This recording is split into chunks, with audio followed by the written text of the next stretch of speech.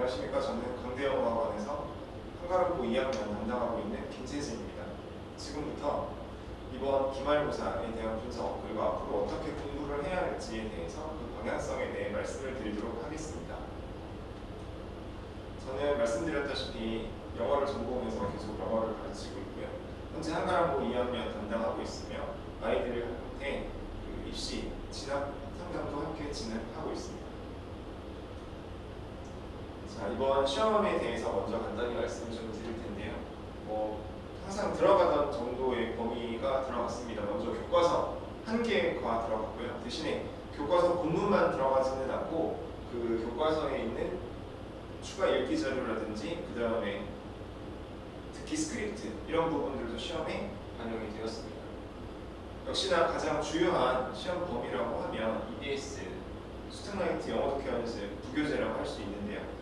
이것도 평소와 비슷하게 3개가 지문 개수로 따지면 이번에 한 지문 3문항이 있어가지고 지문 개수는 총 강당 9개였습니다. 그래서 27개 정도에 해당하는 범위였고, 그 다음에 듣기 평가가 이번에 들어갔고, 이거는 올해 지난 정규고사들에서 사용되었던 것과 마찬가지로 작년도 수특 영어 듣기 실전에 한 회를 시험 범위로 설정을 했습니다. 외부 질문이 있었는데 어법 관련된 문항이었고, 뒤에서 조금 더 말씀을 드리겠지만 사실 이번에는 외부 질문이나 어법 문항의 비중이 조금 줄어든 측면이 있습니다. 다음은 출제 비율과 문항수입니다. 아시다시피 한가람고는 기말고사 같은 경우에는 100% 선택형으로 출제를 하고 있기 때문에 올해 이번 2학기 기말고사도 역시 선택형으로만 출제가 되었고요. 듣기평가 총 6문항, 듣고 문제를 푸는 그런 문제가 총 6문제 나오고, 교과서의 비중이 그렇게 높은 편은 아닙니다. 여기에서 여러 가지 텍스트들이 나오기는 하지만 교과서에서 6문항 정도 순수하게 여기서 어휘랑 어법의 적절성을 본문의 내용과는 약간 떨어져 있지만 교과서에 언급된 내용을 바탕으로 순수하게 어법어휘 묻는 문항이 하나씩 있어서 총 6문항 출제되었습니다. 부교재에서 가장 많은 출제 비중을 볼 수 있고요. 외부 지문 2문항 어법으로 나왔습니다. 이렇게 총 34문항인데 이 한가람고 시험의 특징이라고 하면 중간고사 때는 서술형이 있고 기말고사에는 서술형이 없이 100% 선택형으로만 나오죠. 그러다 보니까 중간고사에서는 선택형 아닌 서술형 문항 때문에 기본적으로 학생들에게 변별력을 확보하는 것이 가능한 시험이 됩니다. 반면에 선택형만 나오는 이 기말고사 같은 경우에는 그런 서술형이 전혀 존재하지 않기 때문에 추가적인 어떤 출제에 노력을 기울여야만 학생들에게서 충분한 시험의 변별력을 확보할 수 있죠. 그래서 통상 중간고사에서는 지문의 변형이 조금 덜 발생하고 서술형을 통해서 변별력을 확보하는 반면에 기말고사 같은 경우에는 선택형으로만 출제를 하니까 선택형 내에서 기존의 학생들이 공부했던 지문의 변형의 수준을 훨씬 끌어올리는 측면이 있습니다. 정리하자면 기말고사가 중간고사에 비해서 변형을 훨씬 더 많이 하고 있다는 것이죠. 이번에도 당연히 선택형으로만 출제가 됐기 때문에 지문의 변형이 광범위하게 발생을 했는데, 다만 지문의 변형의 양은 조금 지난 기말고사들에 비해서는 작년에 시험 봤던 것들을 포함해서까지도 변형의 정도가 다소 줄어들었다라는 것은 특이한 점입니다. 출제 영역별 특징을 말씀을 드리겠습니다. 듣기 같은 경우에는 이제 학생들이 통상 어려워하는 게 응답 찾기 유형입니다. 예를 들면 남자의 마지막 말에 이어질 여자의 응답으로 가장 적절한 것은과 같은 실제 수능 듣기에도 나오는 유형이죠. 근데 한가람고 시험에서는 이 기존의 아이들에게 나아갔던 시험 범위 내 스크립트에 있는 표현을 가지고 응답 찾기 선택지를 만들지 않고 그 스크립트를 참고해서 어느 정도 선생님 내용을 살짝 바꾸는 그런 차원에서 응답 찾기 선택지를 별도로 구성을 합니다. 그러니까 이 스크립트의 내용을 완벽하게 외우고 있다고 해서 반드시 정답을 찾을 수 있다는 보장은 없는, 원문에 나오지 않는 표현을 가지고 선택지를 구성을 하다 보니까요. 그래서 어렵지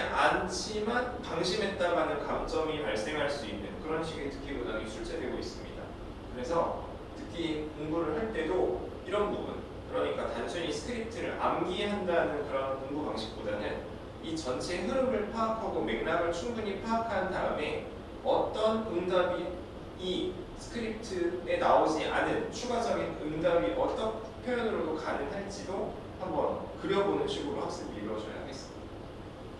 교과서 같은 경우에는 뭐 여러 가지 어휘 문항도 있었고 그 내용을 물어보는 문항도 있었고 한데 비교적 평이하게 출제가 되었습니다. 이번 교과서 3화 내용이 원체 또 쉽기도 했고요. 자, 역시 관건에는 스튜던라이트라고 할 수 있습니다. 근데 이 부분에 있어서도 지난 기말고사 대비 사실 지문의 변형 부분이 감소했습니다. 예를 들면 이전에는 모든 지문에서 많은 거의 대부분의 표현을 다 선생님이 패러프레이징을 하는 정도였다고 하면요. 이번 시험 같은 경우에는 빈칸이면 빈칸, 그 다음에 문장 삽입이면 삽입에 해당하는 문제 유형에서 기존의 원문을 어느 정도 살린 채로 나머지 부분만 그 문제를 푸는데 필요한 부분 정도만 선생님이 다른 문장으로 패러프레이징을 해서 지문 변형을 하는 경우들이 많이 있었습니다. 물론 전 지문 전체를 바꿔서 새로 내다시피 하는 문항도 여전히 존재는 했지만 지문 변형의 어떤 부분, 양, 정도라는 차원에 있어서는 기존 시험 대비 좀 감소한 것이 사실입니다. 그래서 시험 전체의 변별력은 사실 조금 낮은 편이라고 할 수 있었고요. 시험 자체가 그렇게 어렵지는 않았습니다. 평소에 그 충실하게 공부를 했던 학생들이라면 충분히 괜찮은 성적을 받을 수 있는 비교적 평이한 시험이었다고 말씀을 드릴 수 있고요. 외부 지문 같은 경우에도 이런 평이한 난이도에 기여를 한 측면이 있는데 과거 한가람고의 그 어법 문제는 많게는 7에서 8문항까지도 한 시험에서 출제가 됩니다. 또 이런 거에는 외부 지문들이 적절히 반영이 돼서 출제가 됐었기 때문에 사실 이 외부 지문과 어법 문항의 콜라보레이션은 우리 학생들의 점수를 깎아먹기 너무나 좋은 그런 방법이었죠. 근데 이번 시험에서는 외부 지문의 수, 그러니까 어법 문항의 수가 많이 감소했습니다. 실질적으로 교과서에서 언급되었던 부분을 제외한 나머지 어법 문항으로 순수하게 외부 지문으로 출제된 건 2문항밖에 없었습니다. 그러니까 우리 학생들이 생각하기에 체감 난이도가 아주 어렵지는 않았을 것이다. 다만 이게 이제 입시의 관점에서 보면 2학년 2학기 정도가 되면 학생들이 아무래도 많이 내신 수업을 내지는 내신 성적을 포기를 하는 경우들이 많죠. 그래서 그런 부분들이 어느 정도 가만히 돼서 시험에 변별력 내지는 난이도가 측정되지 않았나라는 생각은 하고 있습니다. 결론입니다. 아마 이 영상을 보시는 분들 중에는 예비 한가람고 1학년 혹은 2학년, 그 다음에 다음을 준비하는 한가람고 예비 3학년 이런 다양한 층들이 있을 텐데요. 일단 한가람고의 어떤 시험 스타일 자체는 익히들 아시다시피 이 지문에 대한 변형이 굉장히 많이 광범위하게 이루어지는 편입니다. 아무리 이번 시험 자체가 이전 시험에 비해서 지문의 변형이 그렇게 많은 편은 아니었다 하더라도 그래도 기본적으로 지문의 변형이 활발하게 이루어지고 있고 어휘라든지 문장 구조라든지 이런 것들에 있어서 선생님이 새롭게 구성을 해서 물론 기본적인 본질적인 내용이 똑같다고 하더라도요. 학생들이 공부할 때는 접하지 않았던 글들을 접하고 다시 내용을 상기해야 되는 어려움이 있기 때문에 절대 단순히 암기해서는 시험을 잘 볼 수가 없는 특징이 있습니다. 그래서 지문에 대한 변형을 어떻게 대비하느냐가 결국은 한가람고 내신 시험의 가장 큰 관건이라고 할 수 있고요. 그 다음에 물론 그러자면 기본적인 어법이나 어휘 그리고 사고력, 이해력이 충분히 뒷받침이 되어야 되겠죠. 그 다음에 이제 지문에 대한 상세한 이해를 요구한다는 건 앞서도 다른 시험에서도 늘 드리는 말씀입니다만은 한가람고 시험 같은 경우에는 그 지문의 내용을 충분히 다 이해를 하고 이 지문의 내용이 얼마만큼 학생들에게 충분히 납득되어 있는지를 물어보는 그런 세부 내용 이해가 되어 있는지를 묻는 그런 문항들이 굉장히 많아요. 그러다 보니까 굉장히 꼼꼼하게 지문의 내용을 읽어야 하고 또 시험에 나오는 선택지의 길이도 굉장히 긴 편이에요. 그러니까 읽어야 할 텍스트도 추가적으로 많아지는 거죠. 그래서 단순히 지문을 훑어보는 정도로 전체의 어떤 큰 흐름의 내용만을 기억하는 정도로는 한가람고 시험에 대비하기가 굉장히 디테일하게 세부적으로 꼼꼼하게 이 지문에서 이야기하고자 하는 말을 A to Z 처음부터 끝까지 전부 다 파악하고 있어야만 누수 없이 실수 없이 이런 내용 지문에 대한 상세한 이해를 바탕으로 풀어야만 하는 그런 문항들에 적절히 대응을 할 수 있습니다. 특히나 요약문 유형 같은 것들도 요약문 유형이 되게 수능에 나오는 요약문들은 길이가 그렇게 길지가 않죠. 근데 한가람보 같은 경우에는 요약문이라고는 하지만 평소 여러분들이 접하는 문제들에 비해서는 요약문의 길이가 좀 더 깁니다. 그것도 결국은 다 독해 실력이 반영이 되어야 하는 거고 폭넓은 어휘 실력이 필요한 부분이겠죠.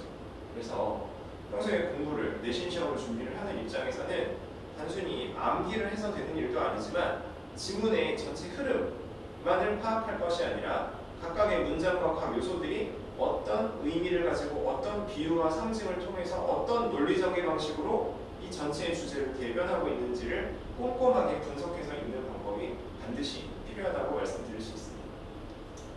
어법 문항. 물론 지난 시험에 비해서 이번 시험이 어법 문항이 다소 줄어들고 그러니까 체감 난이도가 낮아진 건 사실일 수 있으나 그렇다고 해서 한가람고 어법 문항 자체가 절대 쉬운 건 아닙니다. 단지 지난 시험 대비 문항수의 감소로 체감 난이도가 낮아진 측면은 있지만 그래도 한가람고의 어법 문항 자체는 학생들이 느꼈을 때 이전 시험과는 비교하지 않는다면 문제 자체만 놓고 봤을 때는 체감 난이도가 높은 편입니다. 그 이유는 첫 번째 역시나 외부 지문으로 출제가 된다는 거죠. 그리고 두 번째 읽어야 될 선지가 많습니다. 한가람고에서 주로 내는 어법 문항의 유형이 여러 5개 이상 한 7, 8개 정도까지 되는 그런 선택지들을 밑줄을 다 그어놓고 여기서 어법상 틀린 것 혹은 옳은 것의 개수를 찾아라 이런 식으로 어법 문제가 나오거든요. 그러다 보니까 학생들이 읽어야 하는 지문의 길이 그리고 고려해야 되는 어법 선택항의 양이 굉장히 많습니다. 그러다 보니까 문제 자체만 놓고 보면 한가람고 어법 문항은 난이도가 다른 인근 학교들에 비해서도 굉장히 높은 편이라고 할 수 있습니다. 그래서 어법을 다른 학교보다 조금 더 디테일하게 물어보는 경향이 있기 때문에 어법 문제에 대응할 수 있게 기본적인 어법 정리 당연히 충실하게 되어 있어야 하고 문제 풀이에 대한 어떤 연습도 굉장히 많이 필요합니다. 사실 이런 것들은 내신 대비가 시작되는 학기 중에는 일일이 챙기기가 쉬운 부분이 아니고요. 우리가 이제 겨울방학을 맞이하듯이 이런 평소에 상대적으로 평소보다 시간이 좀 더 여유가 있을 때 이런 방학 기간들을 활용해서 충분히 기초 체력을 쌓아둬야 하는 그런 학교 시험이라고 말할 수 있습니다. 한가람고 영어 시험은 결코 쉽지 않죠. 난이도가 높은 편이기 때문에 그리고 높은 사고력을 요구하는 측면이 있습니다. 그래서 원래 평소에 영어를 잘하던 친구들에게 어떻게 보면 더 많이 유리한 시험이라고도 볼 수 있습니다. 내신 기간에 단기간에 바짝해서 좋은 성적을 거두는 건 정말로 쉽지 않은 시험이라고 말씀드릴 수 있습니다. 이를 바탕으로 어떻게 공부를 해야 되는지를 조금 더 말씀을 드리면 계속 말씀드리는 부분이 단순히 암기에서는 절대 좋은 성적을 받을 수가 없어요. 변형이 많이 이루어지고 워낙 디테일한 내용들을 물어보기 때문에 그래서 이 논리 전개 구조도 파악을 하고 그 다음에 이 지문과 이 문장이 패러프레이징이 될 수 있다라는 그런 가능성을 항상 염두에 두고 같은 말이라도 다른 방식으로 표현할 수 있는 그런 방법에 대해서 학원 선생님들 그 다음에 뭐 여러분들 개인 끊임없이 노력하고 연구하고 생각을 해봐야 됩니다. 그러려면 원문 속에 존재하는 주요 단어들이 있죠. 그런 단어들의 유의어, 단위어 여기다가 한 가지 더한다면 파생어까지 어휘의 양을 최대한 늘리는 게 기본적으로 지문에 대한 분석과 이 지문에 대한 변형에 대응을 할 수 있는 방법이라고 말씀드릴 수 있습니다. 같은 선상에서 지문에 대해서 굉장히 세밀하게 이해를 해야죠. 패러프레이징에 대응한다는 측면도 그렇지만 물어보는 문제 문항들이 일반 그 수능 유형하고는 다소 상이한 측면이 있습니다. 그러니까 이 지문에 나오지 않은 예시를 두고 이 지문에 있는 내용을 가지고 생각을 했을 때 옳지 않은 것을 뭐 이런 식으로 굉장히 고차원적인 사고력을 요하는 문제들을 한가람고에서는 자주 나오고 있기 때문에 지문에 대해서 단순히 그냥 한국말로 내용을 꾹꾹 마음속에 눌러담는 않는다는 그런 느낌보다는 이 지문에 대해서 더 심도 있게 그러려면 사실은 한국어 해석을 많이 읽어봐야 해요. 영어 표현이 어떻게 패러프레이징 될 수 있는가의 가능성도 물론 중요하지만 여러분들이 영어 공부를 할 때 많이 간과하는 것 중에 하나가 이 한국말 해석에 대해서 충분히 깊이 있게 읽지 않는다는 거예요. 그런 부분에 대한 노력이 반드시 필요한 시험이라고 할 수 있고, 어법, 아까 말씀드렸다시피 어법 결코 쉽지 않습니다. 한가람고. 그렇기 때문에 또 어법 문항도 다른 학교들에 비해서 조금 더 세밀하게 자세하게 약간 어법 기본서에서나 물어볼 법한 그런 내용들을 물어보는, 예를 들어 전치사 같은 것까지도요. 그런 문제 출제 경향이 있기 때문에 여기서 항상 중요한 것은 단지 느낌적으로 풀어서 맞추는 그런 것보다는 그 해당하는 어법 자체에 대해서 더 근본적으로 원리를 이해하고 문제를 해결해 갈 수 있는 그런 능력, 이런 것들이 반드시 필요하다고 볼 수 있습니다. 이런 것들이 모두 갖춰져야 한가람고 내신에서 높은 등급을 받을 수가 있습니다. 그래서 제가 담당하는 내신 대비 수업에서는 지문에 대한 완벽 분석, 제가 일일이 직접 하나하나 다 시험에 나왔던 것들, 그리고 앞으로 나올 가능성이 있는 것들, 가능성을 모두 다 따져서 지문을 최대한 조각조각 내서 학생들이 이해하기 쉽게 그렇게 제시하는 것들을 제 수업의 가장 큰 특징으로 하고 있고요. 여기에는 당연히 제가 이 지문에 대해서 충분한 이해를 하고 있어야 되고, 또 학생들에게 납득을 시키기 위해 추가적인 배경 지식을 제가 더 공부를 해야 되고, 또 여기에 대해서 어법이라든지 어휘라든지 그 다음에 이 지문의 논리 전개상의 특징들을 충분히 분석한 후에 제가 직접 출제를 한 문제를 통해서 학생들에게 가장 가능성 있고 타당성이 있는 그런 유형 변형, 문제 변형을 제시를 하고 있습니다. 당연히 주요 문장에 대한 패러프레이징은 같이 제시가 되는 거고요. 그리고 어법, 어휘 계속 앞서 여러 가지 차원에서 강조를 드리고 있는데, 가장 안타까운 것이 수박 겉핥기식으로 학생들이 어법을 이해하고 있다는 사실이에요. 어법을 공부할 때 중학교에서 고등학교로 넘어가는 과정에서 이 어법에 대해 근본적인 원리를 고민하는 시간이 사실은 필요한데, 그냥 중학교 때 어렸을 때 배웠던 피상적인 어법 지식만을 그대로 들고 고등학교에 가져가다 보니까 생각보다 고등학교 시험이 어렸을 때부터 영어 공부를 굉장히 오랜 시간 해왔음에도 불구하고 고등학교 문제에는 적응을 잘 못하는 친구들이 많이 있습니다. 그래서 어법을 접근을 할 때 항상 개념에 근거해서, 원리에 근거해서 왜 이 어법이 이렇게 제시될 수밖에 없는지 보다 더 근원적으로 본질적으로 공부를 하는 습관이 필요하고, 사실 이런 부분은 지금 예비고 3학년들보다는 앞으로 한가람고에 진학할 혹은 한가람고에서 2학년이 될 학생들에게 꼭 해주고 싶은 이야기입니다. 그 다음에 어휘 같은 경우에는 저는 기본적으로 어휘를 수업에서 많이 강조를 하고 판서 내용도 많은 편인데, 어휘가 방대하게 학생들에게 제시되는 것도 좋지만 학생들 입장에서 이 어휘를 기억하기 좋게 우리가 흔히 청킹이라고 하죠. 관련성이 있는 어휘들을 묶어서, 그러니까 유의어, 반의어, 그 다음에 유사어휘, 그 다음에 파생어, 이런 개념들을 최대한 활용을 해서 학생들이 납득할 수 있는 가능한 한 폭넓은 다양한 어휘를 그렇게 제시를 하려고 평소 수업에서 노력을 하고 있습니다. 저는 그걸 어휘 스토리텔링이라고 하고 있고요. 이런 것들이 내신 대비 수업에서 물론 평소에도 마찬가지겠지만 굉장히 중점을 두고 이루어지는 사실이라고 말씀드릴 수 있습니다.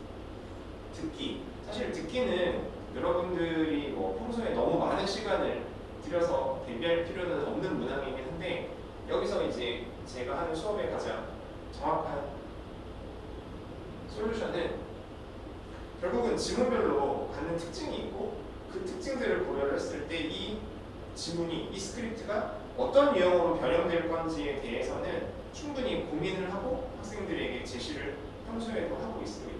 그래서 평소에 본인이 지문 스크립트를 어느 정도 납득을 하고 이해를 했다면 제가 제시하는 각 지문별 특징에 맞는 변형 유형을 익히면 사실 듣기에서는 크게 감점 요소가 없다고 볼 수 있습니다. 저는 이제 평소에 내신 대비 수업을 제가 철저히 분석을 해서 제시하는 것도 물론 있지만, 제가 직접 출제하는 확인 테스트를 굉장히 강조를 하고 있는데요. 이를 통해서 제가 물론 직접 학교 특성에 맞게 출제를 하기도 하고, 지금 어떤 부분이 필요한지 일습 복습에 대한 어떤 필요성도 점검을 하고요. 복습 노트 작성하고 있습니다. 우리 아이들 너무 집에 가서 다시 공부 안 하죠. 겨우 문제나 좀 풀어오는 정도가 자기가 한 공부라고 생각을 하는데 해당했던 이 수업 내용에 대해서 꼭 집에 가서 다시 한번 볼 수 있는 그런 기회를 복습 노트를 가지고 만들어 보고 있습니다. 올해 수능 다들 아시다시피 결코 쉽지 않았습니다. 다른 것들과 함께 어려워지면서 불수능이라는 이야기가 많이 나오고 있는데 이 수능에 대한 대비, 우리의 입시의 어떤 모든 카드를 최대한 활용을 한다는 차원에서 당연히 수능 대비에 대해서도 준비가 이루어져야 하고요.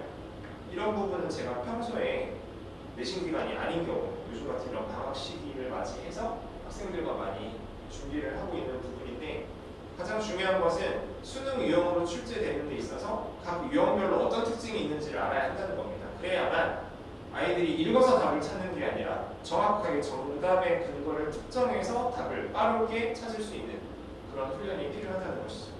그러기 위해서 저는 주제 파악에 대한 연습도 평소에 많이 시키고 있습니다. 그리고 기본적으로 저는 어법이랑 어휘를 독해 수업에서도 굉장히 많이 강조를 하는 사람이기 때문에 빠르고 정확하게 해석을 할 수 있도록 구문 분석 연습 꾸준히 시키고 있고요. 어휘는 말씀드린 것처럼 저희 그런 어떤 많은 경험, 트렌드 이런 것들을 반영을 해서 아이들이 최대한 납득할 수 있는 어휘를 제시하고 있습니다. 확인 테스트나 복습 노트 같은 거는 내신 기간이 아닌 경우에도 이루어지고요. 제가 하나 더 강조를 드리고 싶은 것은 저는 이제 입시에 해당하는 교육들을 전문가 교육을 굉장히 많이 수료를 했고 제가 여러 사람들 앞에서 강연을 한 경험도 있고 또 직접 제가 실제로 임상적으로 학생들을 만나서 항상 진학 지도를 하고 있기 때문에 평소에 아이들에게 진학에 관련된 이야기들을 해줄 수 있는 것들이 정말 많습니다. 그래서 평소에도 대입에 대해서 정보를 계속 유지를 하고 그 다음에 끊임없이 동기부여를 할 수 있는 그런 진학 지도를 제가 상시 진행하고 있다는 점 강조드릴 수 있고요. 네, 그렇게 제 여태까지 지금 이제 이번 기말고사에 대한 분석 그리고 앞으로 어떻게 공부를 해야 할지에 대해서 말씀을 드렸습니다. 지금까지 들어주셔서 감사합니다. 감사합니다.